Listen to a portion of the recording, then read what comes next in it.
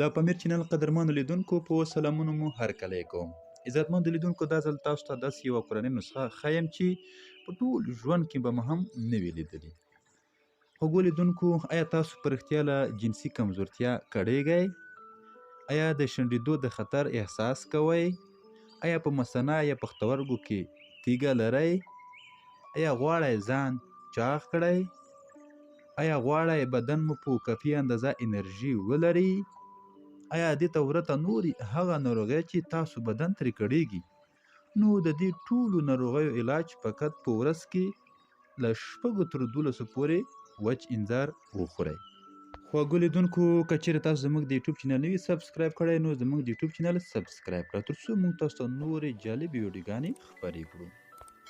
خواږه لیدونکو د وچ انځر خوړل نورې جالبې ګټې په لاندې ډول دي. اول، د نارینه د سپرم کیفیت ښه کوي او په یوځیوالي کې زیاته مرسته کوي.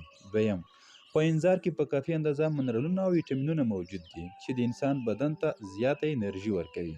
دریم، د انسان د جنسي طاقت لپاره تر ټولو بهترینه میوه همدا انځر دی چې په هره ورځ کې باید له 6 تر 12 پورې وخوړل شي. څلورم، د نارینه لپاره د انځر بله تر ټولو مهمه ګټه دا ده چې د پروستات غدې ته وده ورکوي. په مناسب اندازه د انځر خوراک د پروستات پراخې شوې غدې بیرته عادي حالت ته راګرځوي.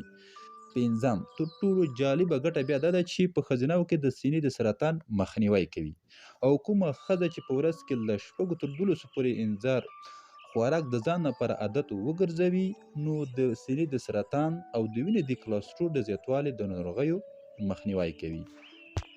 محترمو لیدونکو دا تاسو ته د وچ انځر تر ټولو مهمې ګټې تر نورو مطالبو مو په الله سپارم. تر بیا ښې چارې.